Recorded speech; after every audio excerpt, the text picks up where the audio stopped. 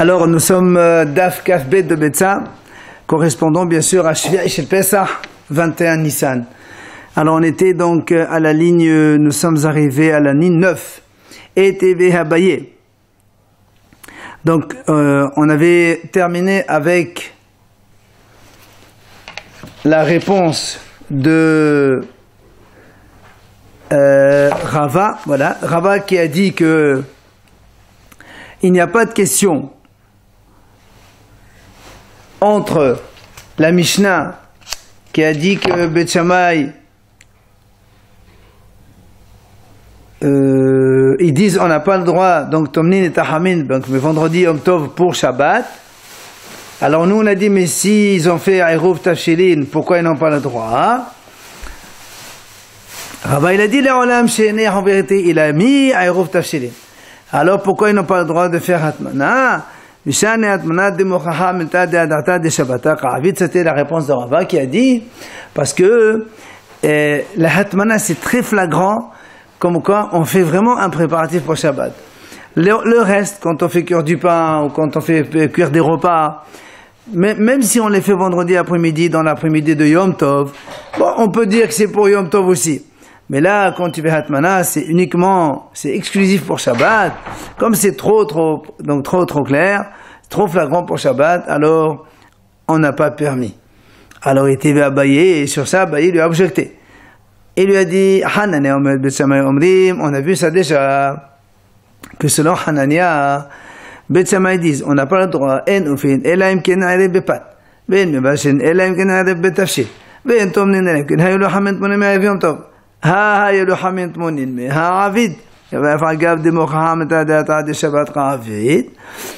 Abaye a rapporté l'enseignement que Hanan a amené au nom de Beth Shammai. Il dit que Beth Shammai dit que quand on fait Eruv Tafshilin, il faut que on fasse cuire un pain pour pouvoir cuire du pain vendredi pour Shabbat. Il faut qu'on fasse, dans le Eruv que l'on fait à la veille de Yom Tov, il faut qu'on fasse cuire un pain, qu'on fasse cuire un repas et qu'on fasse aussi une Hatmana. Il y a qu'en faisant ces trois choses-là, si on fait cuire du pain à la veille de Yom Tov, on peut faire cuire du pain vendredi pour Shabbat. Si on a fait cuisiner un repas, on a le droit de faire cuisiner un repas pour vendredi pour Shabbat. Et si on a fait une Hatmana à la veille de Yom Tov, on a le droit de faire une Hatmana vendredi pour Shabbat. Donc tu vois bien que, selon Beth Shammai aussi, on a le droit de faire une Hatmana. Il n'y a pas marqué que, parce que c'est Mouchaha Multa, c'est tellement flagrant pour Shabbat que c'est interdit. Alors comment il peut dire Rava avec cela, hein? Il a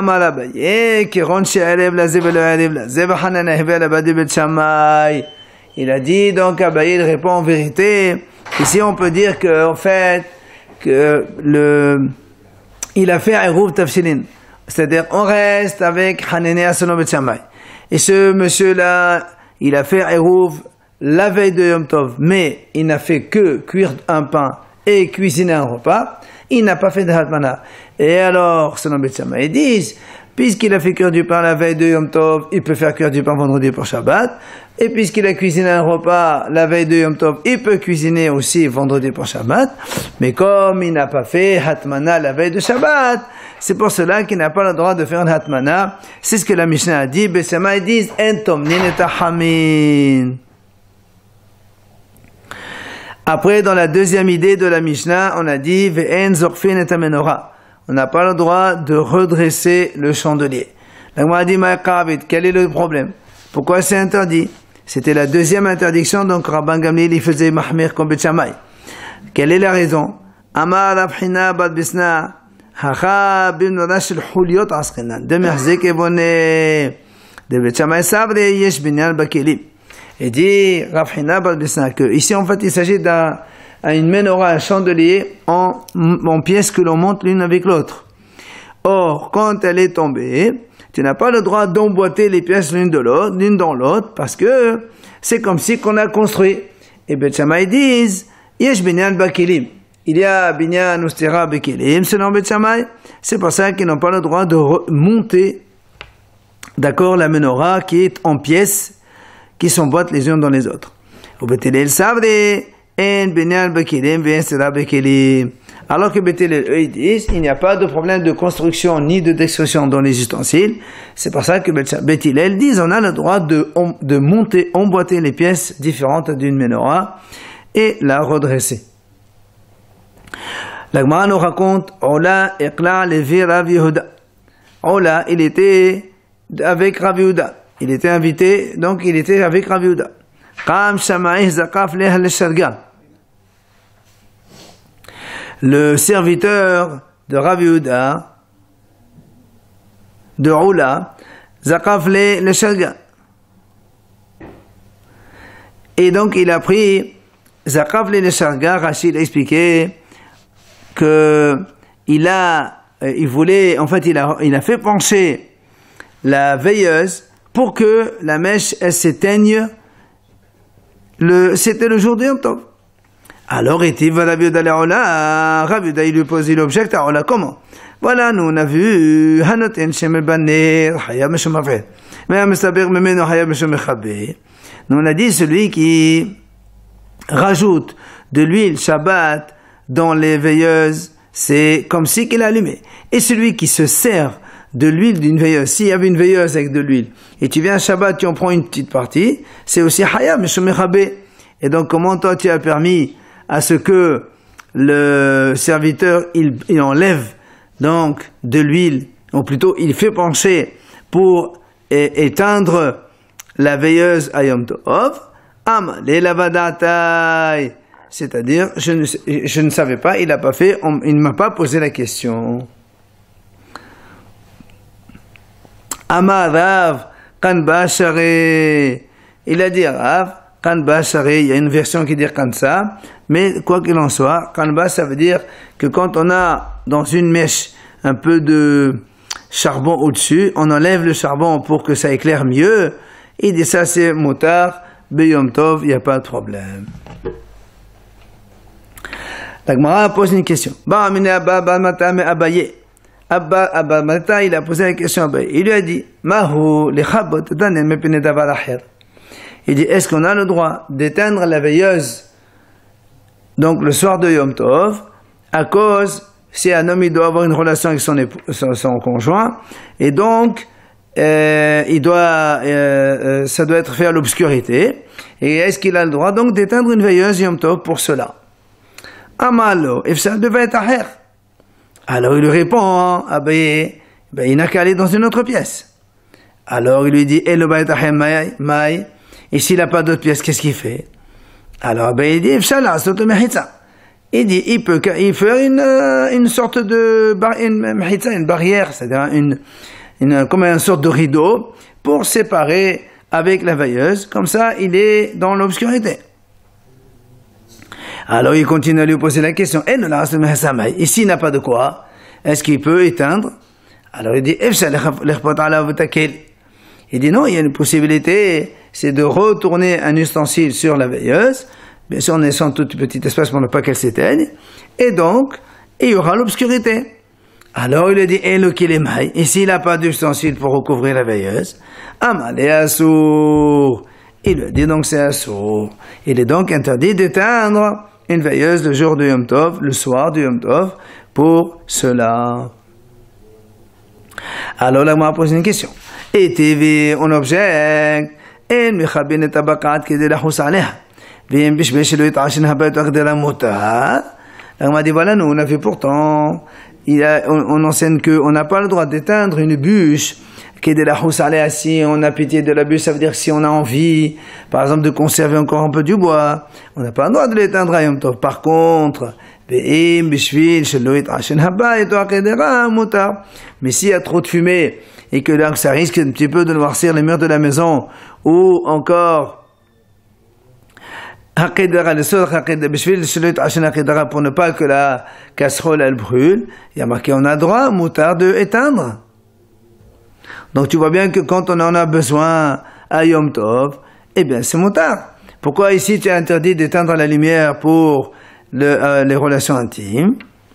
Amalé, il lui a répondu, Hahi, Rabbi Udahi. Il a dit ça, c'est Rabbi Uda. qui a permis, parce que lui, Rabbi Yehuda, on verra plus loin, il permet marchiré och nefesh. Et moi, qui qa'aminana les Rabbanan, moi je passe sur le Hachamim, qui eux, les Hachamim disent que le todach och nefesh, c'est mutar. Mais par contre, marchiré och nefesh, ce qui est accessoire à och nefesh, ça, on ne permet pas à Yom Tov.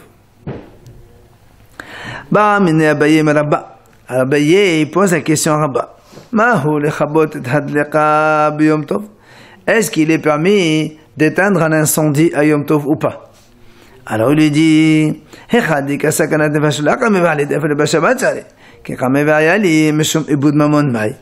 alors il développe sa question et il dit, si il y a danger, c'est danger de vie, ça c'est sûr, je ne te pose même pas la question. Car dans ce cas, même Shabbat c'est permis. Ma question elle est, quand il n'y a pas Sakanet Nefashot, il y a juste une perte d'argent. Est-ce qu'on a le droit d'éteindre un incendie, le Yom Tov, pour une perte d'argent? Amalé Assour, il lui a dit la même chose, c'est Assour. Alors Etevi, il lui a posé la même question.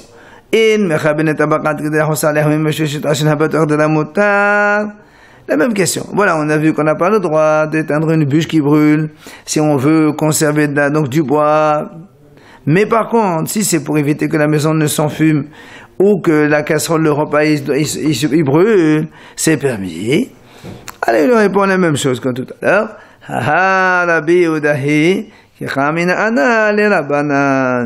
Il est dit ça là-bas, c'était Rabbi Yehuda, que lui, Rabbi Yehuda, il permet marchiré och nefesh. Mais moi, je passe selon les Hachamim, que eux, ils interdisent cela.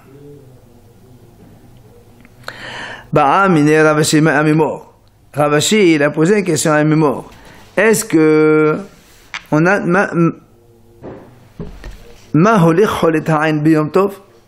est-ce qu'on a le droit de mettre des gouttes dans l'œil à Yom Tov?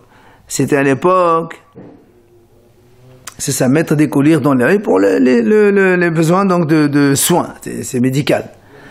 Alors, il dit, dans le cas où il y a un danger,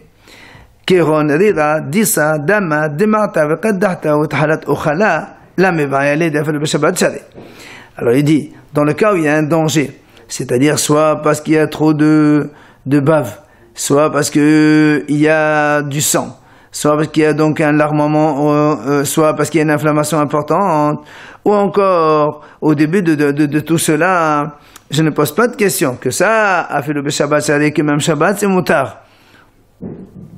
Parce que nous avons vu, Rachid a rapporté dans la Avodah, on a dit,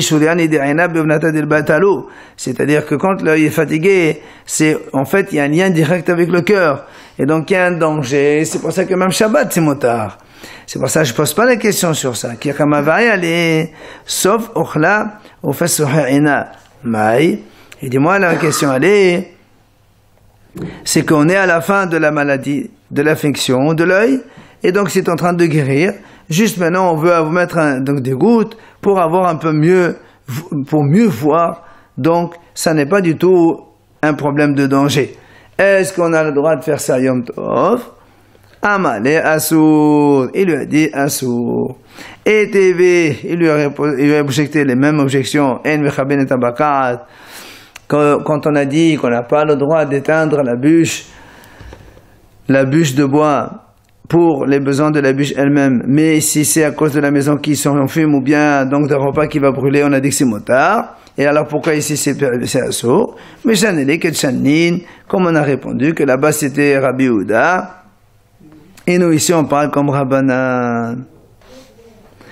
Amimor, Sharé le Mechal Ainami Goy Beshabata. Amimor, lui, il permet de se faire soigner l'œil à partir d'un Goy. Beshabata, le jour de Shabbat. Ça veut dire que quand c'est le Goy qui te met les gouttes, il permet ça. Et qu'à des Amr, il y a une version qui dit Amimor Gofé Kahal Ainami Goy Beshabata.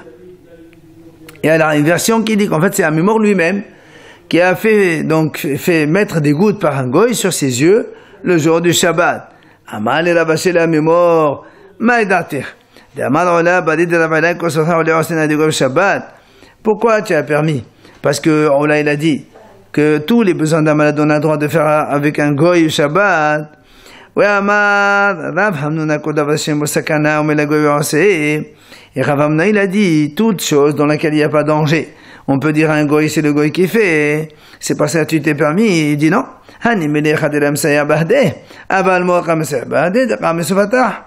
Et dès quand est-ce qu'on a dit que tout ce qui est soins médicaux, même s'il n'y a pas de danger, on peut le faire par un goy Shabbat, c'est quand le juif, il n'aide pas.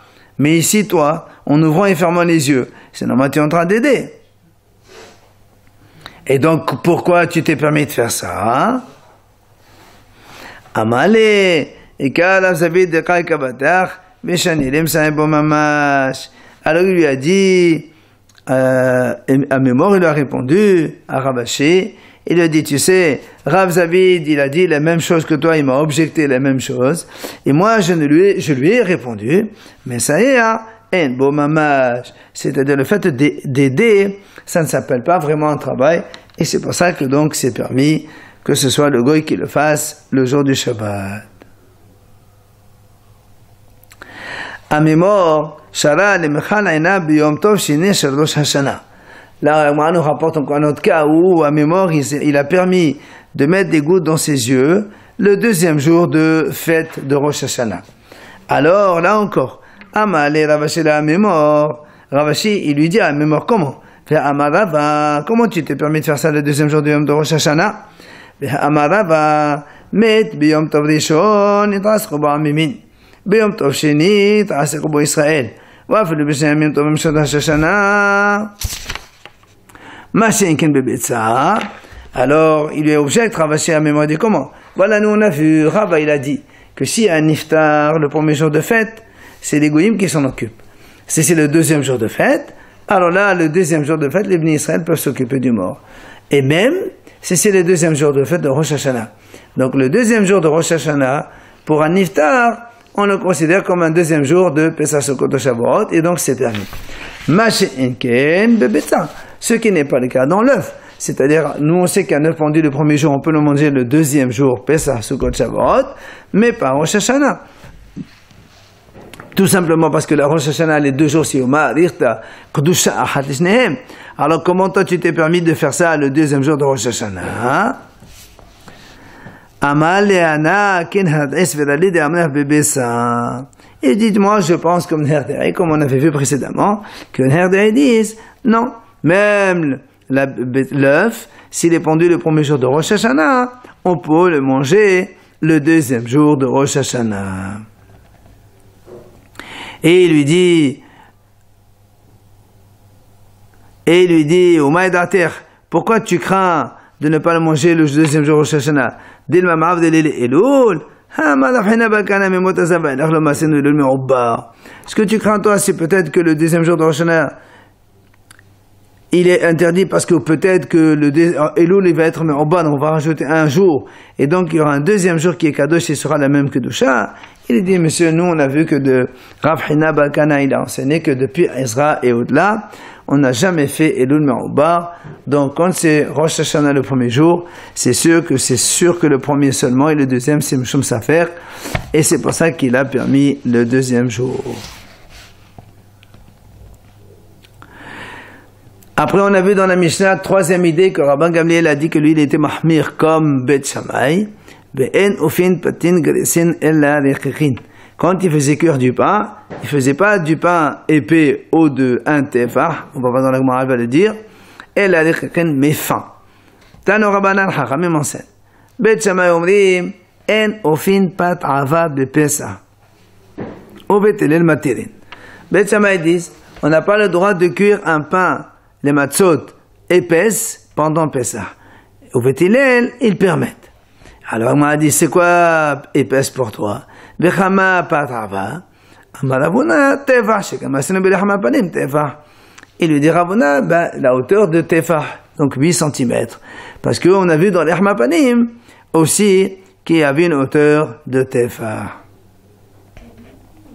Alors, matkif la Rav Yosef. Il vient Rav Yosef, il lui objecte. Il dit, comment?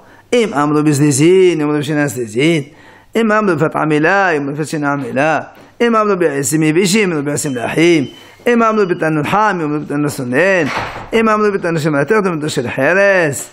Alors, il vient Rav Yosef, il lui objecte, il lui dit, comment tu peux comparer avec les Hamapanim? Et Mamre Bezdezine, si déjà, dans les Hamapanim, il y avait une famille spéciale, comme c'est marqué là-bas dans Yoma, Meshmahat Bet Garmo, qui étaient des professionnels dans la matière. Et bien sûr, ils faisaient les choses de façon très, avec beaucoup de vigilance et beaucoup de sérieux. C'est pour ça qu'ils pouvaient faire les Hamapanim avec une hauteur de Tefa. Mais tu ne vas pas généraliser Bishenan Zezin chez tout le monde. Ils ne sont pas tous zélés et efficaces comme les professionnels de Bet Garmo. Ou encore, deuxième objection, Imam le Befat Amela, les Hamapanim. Il y a marqué là-bas, pâte amila, c'est-à-dire c'est une pâte qu'on pétrissait, qu'on tapait, comme il est marqué là-bas dans Mnachot. On tape sur la pâte une fois, et on replie, et on écrase. Et là-bas, il y a marqué, donc, vraiment, il y a beaucoup de travail sur la pâte. Yom le Befat Amela, tu vas dire la pâte de tout le monde, qui n'est pas du tout avec ce genre de travail. Troisième objection, lui dit, Imam le Be'asim Bishim, nous on sait très bien que quand on fait cuire les hamapanim, on le cuit avec le bois du Beth Amikdash, qui est du bois spécifique, puisque, rappelons, dans Taranit, c'est marqué à partir du 15 Av, on ne coupait plus le bois. Ça veut dire on utilisait du bois très sec, et donc ça brûle très bien. Yom Lahim, tu vas dire la même chose dans les bois de tout le monde, que des fois ils sont un peu humides, et donc ça chauffe pas très fort, et donc évidemment dans ce cas-là, si tu mets une pâte de 1 tefah, ça peut gonfler, et c'est pas bon. Dans la même idée, si on a dit dans un four très chaud, on permet de cuire ce genre de pain qui est haut à 8 cm, tu ne peux pas généraliser à tous les fours de tout le monde. Enfin, dernière objection, on sait très bien que le tanor de Beth Amikdash, il était en métal. Et alors, Chachamim disent évidemment, le métal, ça brûle beaucoup plus que le tanor shel Hades dont nous disposons aujourd'hui. Donc tu ne peux pas généraliser. C'est pour ça donc Rav Yosef, il a objecté à Ravuna. Comment tu dis qu'on a le droit de faire le pain d'une hauteur de Tefah parce que on compare ça au Lehm Hapanim. Amar Rav Yirmiyah Baraba. Il a dit Rav Yirmiyah Baraba, She'alit tabi bihud umanu Rav. J'ai posé la question à mon Rav de façon personnelle entre nous.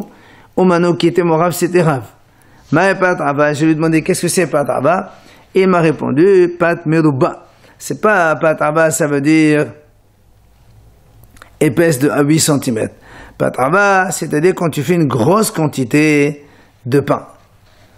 Et qu'il y a des arbres, et évidemment, quand on a haramim, les Betsama, ils sont interdits de la Mishnah, quand on dit enofin, pétin grécine, c'est pas qu'elles sont épaisses, que les pains ils sont épais, tout simplement qu'ils sont très nombreux. Tu fais beaucoup plus que ce dont on a besoin.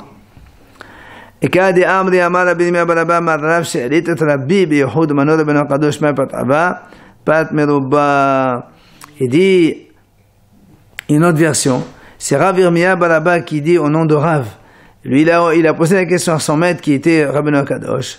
Il lui a dit qu'est-ce que c'est patava? Il a répondu la même chose, pat meruba, c'est-à-dire quand il fait une grosse quantité de pain.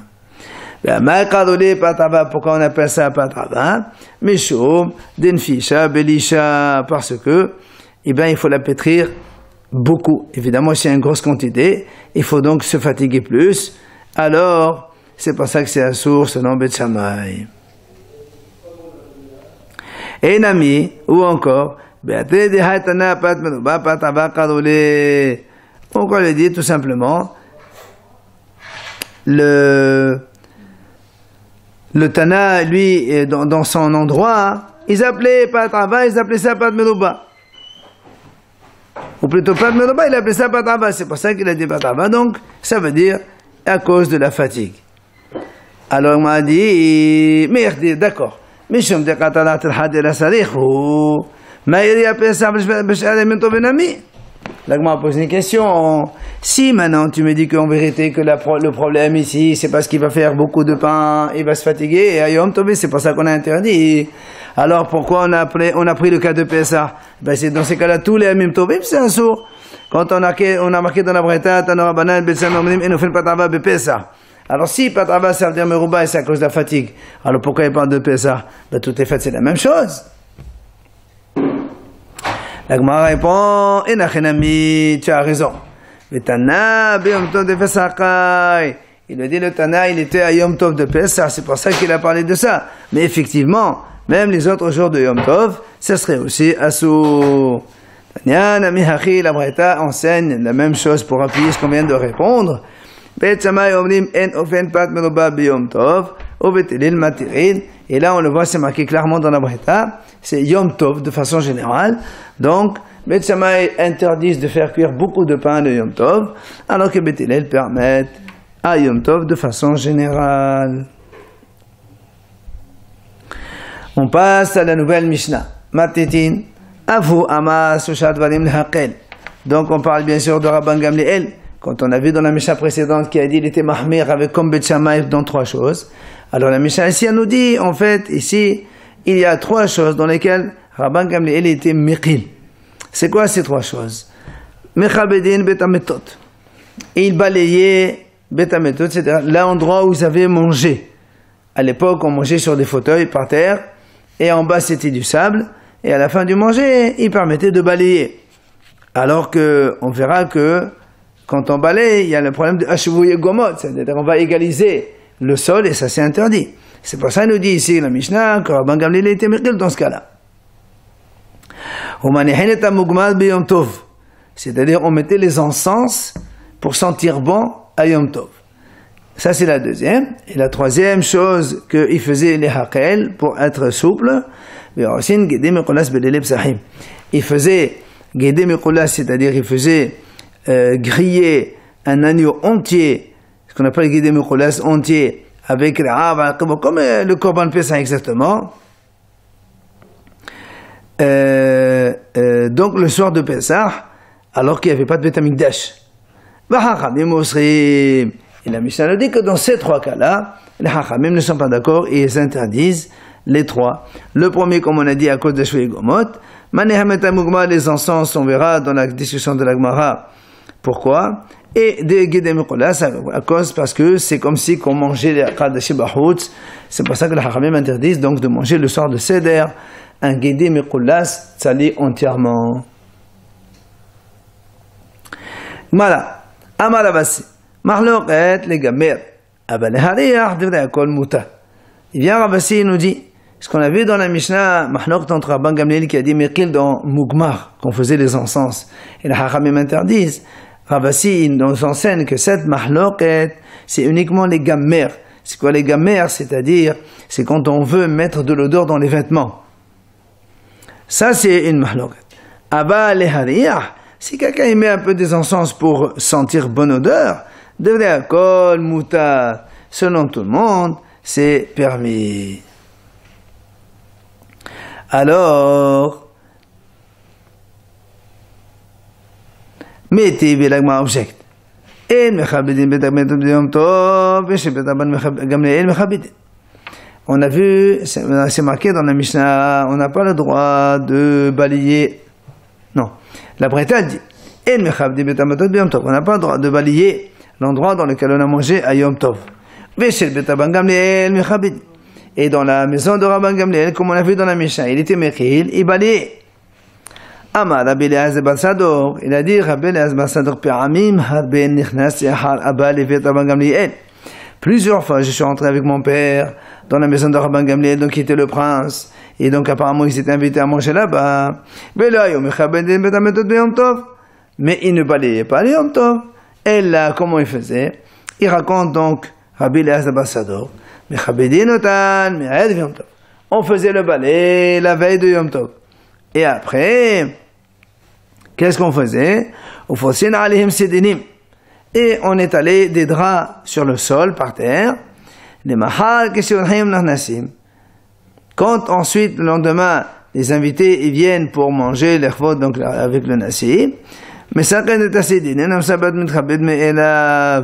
on enlève évidemment tous ces draps-là, et évidemment le sol il est complètement aplati et égalisé, comme si on l'a balayé.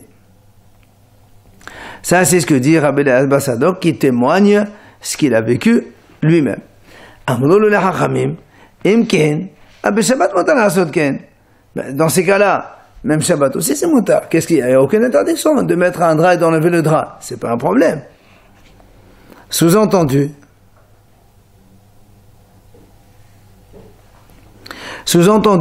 si c'est comme ça, même les hachamim ne devraient pas interdire. Donc ça ne peut pas être ce genre de situation. La Gemara dit la deuxième mahlok qu'on a vu dans la Mishnah, qu'on n'a pas le droit de faire des encens à Yom Tov. Et dans la maison de Rabban Gamliel, il faisait les encens. Amar Rabbi Eliezer bar Sadok. פעמים הרבה נכנס אחד הבא לבית המגמליאל ולא היו מניחים את המוגמר et ביום טוב. Et il ne faisait pas les encens de Yom Tov comme on l'a dit. Et là, comment il faisait? Mais ben ad disqaot shel barzel um'ashinan otam me'aed Yom Tov. Ils amenaient une sorte de encensoir qui remplissait de encens la veille de Yom Tov. Um'ashinan otam me'aed Yom Tov. Et après on bouchait les trous. Les mahar, le lendemain, quand les invités arrivent, on ouvre les trous, et après évidemment toute l'odeur va diffuser dans toute la pièce, et ça sentait bon de partout. Alors, là aussi, on m'a dit, dans ces cas-là, même Shabbat aussi, c'est mouta de faire ça. Quelle interdiction il y a? Pourquoi les haramim alors dans ces cas-là ils interdisent dans la Mishnah? Donc ça ne peut pas être ce genre de choses. C'est pour ça que si il faut dire, donc, ce qu'il a dit Rabassé, Amar Rabassé, mahloqet lehariyah, aval legamer asur. C'est de la mahloqet entre les hachamim et Rabban Gamliel, c'est pour sentir. Est-ce qu'on a le droit de sentir les bonnes odeurs, faire donc des encens Yom Tov ou pas? Selon les haramim, c'est assour, et selon Rabban Gamliel, c'est moutar. Mais les gamères, mais si c'est pour faire sentir, donc mettre de l'odeur dans les vêtements, dans les ustensiles, ça tout le monde dirait que c'est assour.